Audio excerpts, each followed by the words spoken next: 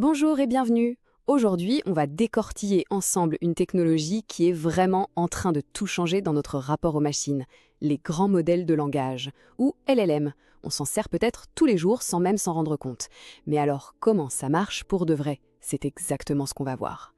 Parce que, franchement, le langage humain, c'est un vrai labyrinthe. Il est plein de nuances, de contexte, d'ironie, bref, de tout ce qui rend nos conversations si riches. Alors, apprendre à une machine à naviguer là-dedans, ça a été pendant des décennies le casse-tête ultime de l'intelligence artificielle.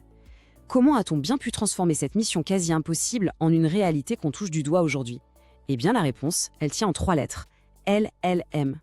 Face à cette complexité folle, les chercheurs ont dû changer complètement de stratégie. Fini les tentatives d'écrire des règles de grammaire rigides et sans fin. L'idée, c'était plutôt de construire une sorte de cerveau linguistique artificiel et de le laisser apprendre la langue un peu comme le ferait un enfant, en écoutant, en lisant et en observant des tonnes d'exemples.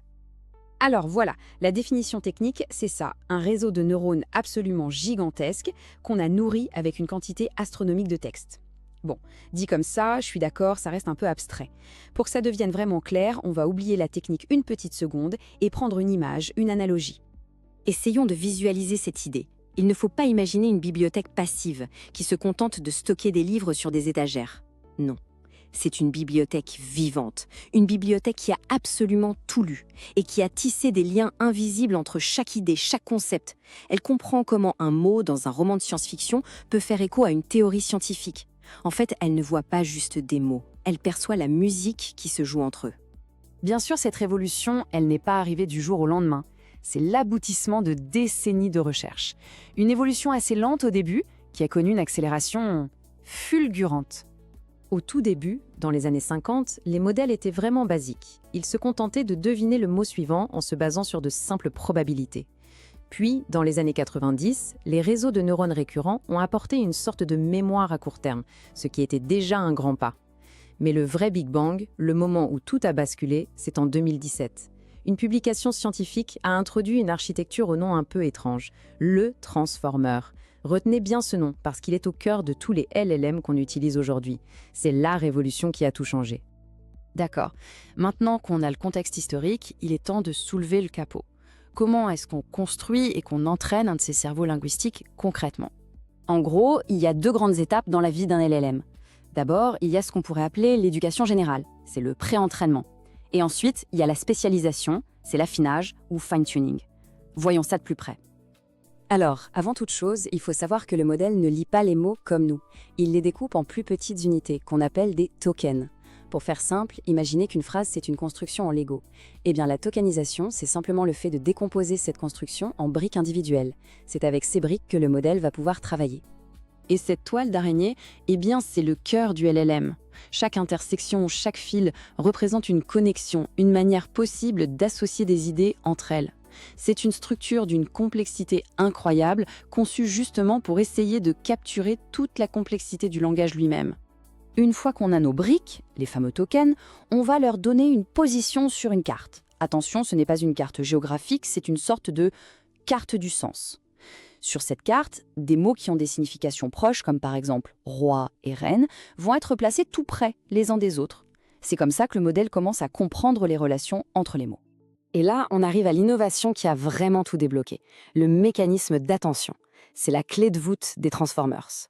Avant ça, un modèle pouvait littéralement oublier le début d'une longue phrase en arrivant à la fin. L'attention, c'est comme un projecteur intelligent. Pour chaque mot qu'il analyse, le modèle peut pointer ce projecteur vers les autres mots-clés de la phrase, même s'ils sont très éloignés. Et c'est ça qui lui permet enfin de comprendre le contexte global.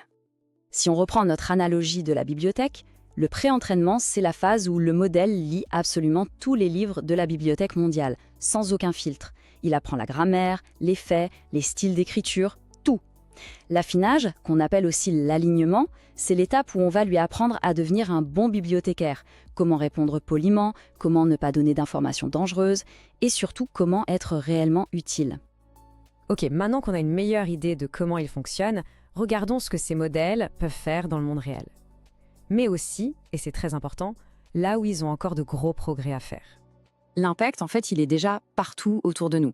Quand on demande de l'aide pour rédiger un email, quand on traduit une page web en un seul clic, ou même quand un développeur génère des lignes de code hyper complexes, il y a de très fortes chances qu'un LLM soit à l'œuvre en coulisses. Ce sont de vrais couteaux suisses pour la productivité.